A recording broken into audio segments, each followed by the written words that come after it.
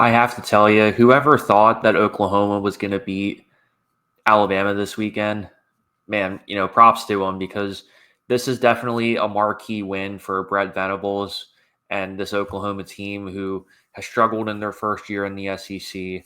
Definitely a lot of bumps in the road, particularly with Jackson Arnold and the quarterback situation, kind of flip-flopping back and forth there. And then there was talk at the beginning of the season that Jackson Arnold was going to use his red shirt and save the eligibility. For all of this to come together and for them to knock off Alabama at home in quite frankly dominating fashion, it's definitely an impressive win. And I will say this now: Alabama should feel humiliated about this because going into the second half, it felt like one of those games where Alabama was going to turn it on and end up kind of running away with it. But no, Oklahoma actually dominated the line of scrimmage. They controlled being able to run the ball, and it was a really bright spot for him in a season where there really hasn't been too many. And, going into the season, I think there was a fair expectation that maybe Oklahoma could be one of those, borderline college football playoff teams. I'm not saying in the college football playoff, but I think we're prospecting Oklahoma to be somewhere between the 8 to 10 win range. And granted, yes, they still have a bunch of work on, particularly on the offensive side of the ball and the offensive line, the protection, and really trying to double down on who their quarterback is going to be long term. But this is definitely a great win for this program, and especially going into recruiting for them, towards the end of the season. It's definitely a great start too, and not to mention the 25-year streak of them constantly being in a bowl game too. So a testament to the legacy that Oklahoma has, and keeping that alive, and really bringing this all together. But of course, the topic of this video obviously is going to be Alabama and what the heck happened to them this game. There are a couple different angles that you can take this from, and for those of you who don't watch the show, I've covered Alabama extensively on this program. I talked about them a couple weeks ago. I did a season preview of them, and I've been following this program extensively, and there's a number of things that I could say. But if we're talking about specifically about this game and in terms of the large picture for them, you know, the most obvious part of this is much like Colorado in the Big 12, Alabama controlled their destiny. Because in theory, if they won this week versus Oklahoma and you take care of business in the Iron Bowl and not have to rely on a 4th and 30 conversion like they did last year, they should be in the college football playoff regardless of what happens in the SEC championship game. And I think one can make the argument too that if Texas beat Texas A&M like they should, and Alabama had to play Texas in the SEC game, I would argue that I think Alabama could definitely win that game because they have the athleticism on the outside to be able to win that. And Jalen Milroe, I think, is a really strong runner that I don't know how well Texas could really answer to that part of the equation. But now we don't have to worry about that since obviously, they have 3 losses now, and you can kiss their playoff hopes goodbye. But they'll still play a bowl game, and you'll still get another Alabama game after the Iron Bowl. So I mean, it's not all bad in Tuscaloosa. It's gonna be all right, and it's Kalen DeBoer's first year too, and everybody likes to obviously compare him to Nick Saban, and obviously that's natural. But at the same time, too, there's going to be some learning pains. There's going to be, some challenges and adversities, and obviously the pressure of being at Alabama. It's obviously I don't really have to mention all of that. But at the same time, if you're looking at this game, holistically, just in terms of this game, there's definitely a number of concerns that I would have as an Alabama fan. And, I'll start from the top too. I would argue that Alabama came in completely unprepared for this game. And what I mean by unprepared is in terms of the overall game, plan. If I were Alabama and Nick Sheridan and, and that coaching staff, what I'd be saying to myself is, man, Oklahoma has really struggled, throwing the ball this year.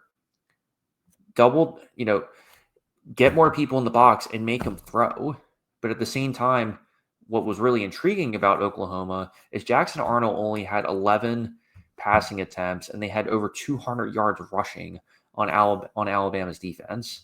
So for them to double down on being able to run that, which if you were Alabama, that's what I would expect them to do. So there wasn't really any surprises in terms of what their game plan was. They've struggled passing the ball all year. They haven't been able to be successful in terms of being able to protect him. And there's really not a lot of really key playmakers on that wide receiver front. And they're still a semi younger team too that is still kind of trying to find their identity under Brett Venables. And they're still kind of putting a lot of pieces together too. Obviously, when you're in the SEC, games are won and lost in terms of the line of scrimmage and being able to run the ball. But what I think Oklahoma deserves a lot of credit for is they were able to have longer drives, being able to keep their offense on the field, keeping the Alabama defense on the field, and tiring them out. And even if you want to flip this and talk about Alabama on offense, there are two things that I think are worth mentioning. First and foremost, Alabama really struggled on third down. They had six third downs of 10 yards or more. And when you have the play calling of trying to establish the run game, which, hey, I get that. I've said this on the show before. Alabama, their bread and butter, especially when they whooped LSU, was using Jalen Milroe as a runner and being able to get those explosive plays. And Milroe, I've said this before. They've had their struggles in terms of passing the ball, and I said this 2 weeks ago. You can go fact check me on this. The issue that Alabama has is twofold. Number one, they're relying way too much on Jalen Milroe for everything. You expect him to be the hero of the game every single week, and that's just not realistic if you're going to be a national championship contender or a national championship winner or winning in the SEC. You have to be balanced. You have to be able to work on the fundamentals, and you have to take care of business of teams who, quite frankly, are more talented than.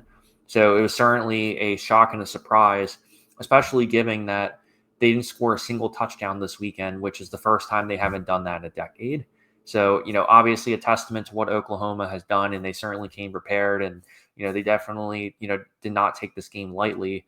But you definitely have a little bit of a pause if you're an Alabama fan too, with how this game turned out, because I think this game first and foremost proved that I think to some degree Nick Sheridan doesn't trust Jalen Milroe throwing the football. And, rightfully so. If you look at their past 3 road losses, they've had Jalen Milroe at 6 interceptions. So, when you take him outside of, Bryant-Denny Stadium, it's definitely a concern that they should rightfully have. And, when you put this all together too, they controlled their destiny.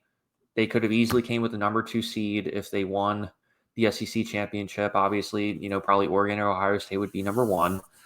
And, when you have all of these, factors kind of put together, having an over-reliance on Jalen Milroe running the ball.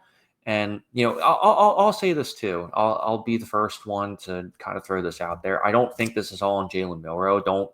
I'm not suggesting that. I think there were some pass protection issues, particularly on the right side of the ball. I think their wide receivers particularly dropped a number of passes that they quite frankly should have had. And I think outside of Ryan Williams, who I think is going to be a phenom and somebody we're going to be talking about on Sundays, the freshman wide receiver, it's definitely getting to a point where Alabama is going to have a number of things that they're going to have to address this offseason. You're going to have to definitely bring in some extra recruits, particularly in the wide receiving core, because what the issue that I see is not so much that Ryan Williams, he can be the guy that you can take deep and get those 40, 50-yard touchdowns. I think what Alabama is missing in terms of the receiving core is somebody that they can get on those shorter routes, get those yards after catch, and really being able to be more of a balanced football team where you're not asking Jalen Milroe to rush the ball 15, 20 yards a game, have 100-plus yards rushing, and also on top of that, taking hits all game. That's just simply unsustainable given how physical SEC football generally is. And obviously Oklahoma, certainly they're definitely not going to be afraid to, rough up on Jalen Milroe a little bit. And they disrupted Alabama's rhythm overall. You can definitely see that the coaching staff was getting flustered, that Jalen Milroe didn't really feel comfortable, and nothing was really coming together too. And when you look at that, when you look at those third downs, and he finished 11 for 26, 164 yards, and 3 interceptions. The rhythm was simply never there. And this goes back to what I've been saying over and over and over again, that he's simply not a good enough passer for you to be able to depend upon. And granted, I'm not saying he shouldn't be the starter. I'm not saying he's not talented. All I'm getting at is if you're Nick Sheridan, you essentially have to put your entire offense surrounded by his rushing ability. I'll say in a similar sense of Marcel Reed. Now, granted, Texas A&M, they have Marcel Reed and Connor Wegman, so it's a little bit of a different conversation in terms of who should be starting there. But at the same time, I think the general sentiment, I think you get what the general sentiment would be, is that obviously he's much more talented as a runner instead of a thrower. And I think that was once again, seen this Saturday. And, in terms of Alabama moving forward, I think you have a number of different questions too. First and foremost, Auburn coming off a big win this weekend in 4 overtimes versus Texas A&M, playing spoiler there. So a much deserved win, and Peyton Thorne is starting to kind of find his own. So that's definitely a game that I think, regardless of how you see Auburn after that win, that's definitely going to be a game that certainly needs to be on Kalen DeBoer's mind, and they certainly need to become much more prepared. I'd say number 2. How is this Alabama defense gonna respond, particularly being able to run the ball? Because the one thing that Payne Thorne does not get enough credit for is that he's a much more athletic quarterback than he leads on. So are they able to contain Payne Thorne enough to be able to beat you by throwing the ball?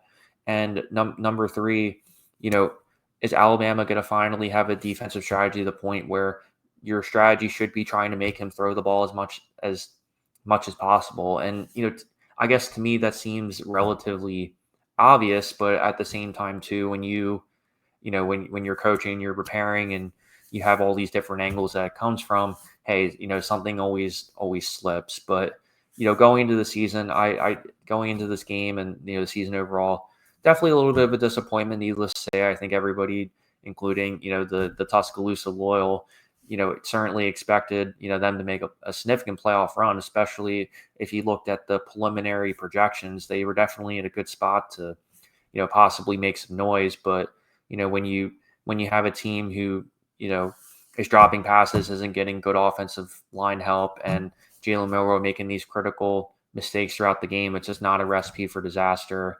And it will just be hopefully a humbling lesson for Kalen DeBoer as he